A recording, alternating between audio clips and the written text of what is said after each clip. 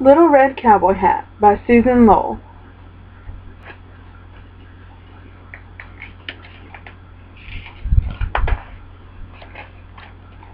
Once upon a ranch far away in the wilds of the West, there lived a little girl with red hair. Her hair was a fine color, somewhere between firecrackers and new pennies. And to top it off, her grandmother gave her a bright red cowboy hat. So everybody called her Little Red Cowboy Hat, or Little Red for short. One day her mother said, "Little Red, your grandmother's sick in bed. Ride over there and take her this loaf of homemade bread and jar of cactus jelly." "Yes, ma'am," said Little Red, who loved to visit her grandmother. "Don't dilly-dally along the way," warned her mother. "No, ma'am," said Little Red. "And be careful," her mother said. "It's rattlesnake season." "Yes, ma'am." Little Red put on her cowboy hat and saddled her bucking pony. She packed the loaf of bread and jar of jelly in her saddlebag, and then she set off for her grandmother's ranch several miles away.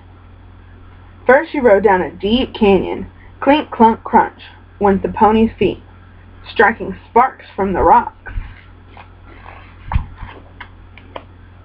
Next she rode up onto the wide mesa, where gold poppies and blue lupines blossomed in the grass. "Grandma loves flowers," thought Little Red. "I'll just stop for a minute." As she was picking wildflowers, she heard her pony give a snort. "Whoa, Buck," said Little Red, turning around. "A snake?" she wondered. Then she saw the wolf. "Howdy, little girl," he said. He wore a cowboy hat 3 shades blacker than a locomotive. "Hi," she said. The wolf stood between her and the pony. She didn't want to talk to him, but she'd been raised to be polite. "What's your name, honey?" he asked. He came closer than she liked. "Little Red Cowboy Hat," she answered, reluctantly. She'd also been raised to tell the truth. "Red," said the wolf. A creepy feeling ran up her backbone and tingled in the roots of her hair. "Red as in ketchup?" he asked. "Or red as in blood?" She didn't answer. He was much too close. She could count the teeth in his smile. "Where are you going, sugar?" he said. "Why not take a little ride with me?" Just then the pony whinnied and reared. "Whoa, Buck!" cried Little Red. The wolf leaped away from the buck's hard hooves, and Little Red seized the reins and jumped safely on into the saddle. "To Grandma's house," she shouted as she galloped away. When Little Red reached her grandmother's ranch, she didn't hear a sound except the windmill creaking. Screech, screech. The chickens didn't even clutch. Usually Grandma was outside, doctoring a cow or mixing cement. But now nothing moved except 3 buzzards circling high up in the sky. Poor Grandma, thought Little Red. She tied Buck to the hitching post and tippy-toed into the ranch house. It was as quiet as a tree full of owls. "Grandma?" she called softly. She saw a big lump in her grandmother's bed. The lacy edge of Grandma's shower cap peeked out above the patchwork quilt. "I brought you some bread and jelly, Grandma," said Little Red. "Thank you, honey bun," said a muffled voice. Thump. What was that noise outside? Little Red stiffened. Something was wrong. "Grandma," she said, "is that you?" "Of course it is, sweetie." "I can't see you," said Little Red suspiciously. The lump moved. Deep down in the bedcloth a strange dark eye glittered. "Shoot," thought Little Red. "Grandma must be really sick." "What big eyes you have, Grandma," she said. "The better to see you with, Pumpkin," said the voice. Ka-thump came the noise outside again. The quilt fell away from a huge hairy muzzle. Now Little Red Cowboy Hat knew perfectly well that this was not her grandmother.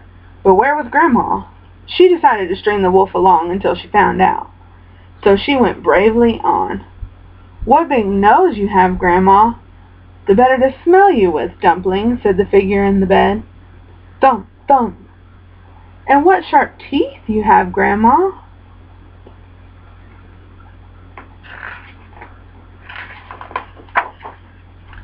"The better to eat you with, Angel Pie." And the wolf sat bolt upright and grabbed Little Red Cowboy Hat. Thump, thump, thump. "Ow!" she screamed. "Quiet, you delicious morsel," he snarled, licking his chops.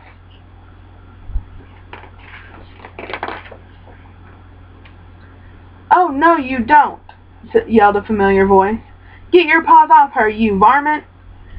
And there was Little Red Cowboy Hat's grandma, with an axe in her hand. She had been chopping wood. The wolf dropped Little Red like a hot potato and made a break for the window.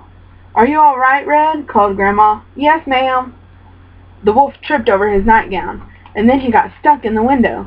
His tail waved helplessly behind him. Meanwhile, Grandma snatched her shotgun from the mantel. "Pow!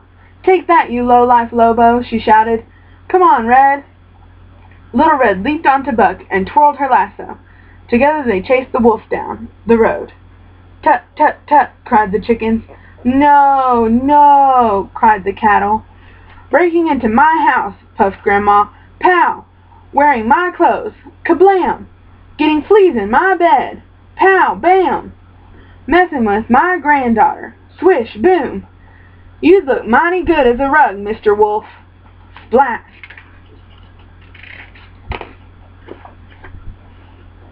Later, back at the ranch, Little Red Cowboy Hat and her grandma sat down to eat their bread and cactus jelly. "Now, Red, have you learned your lesson?" asked Grandma. "Yep, a girl's got to stick up for herself," said Little Red. Her wind-blown hair glowed in the light of the setting sun. It was a fine color somewhere between autumn leaves and chili peppers, and Grandma smiled as she soothed it down. "That yellow-bellied, snake-blooded, skunk-eyed, rancid son of a parallelogram," she said. This time he picked the wrong grandma, and they never had any wolf trouble around her ranch again.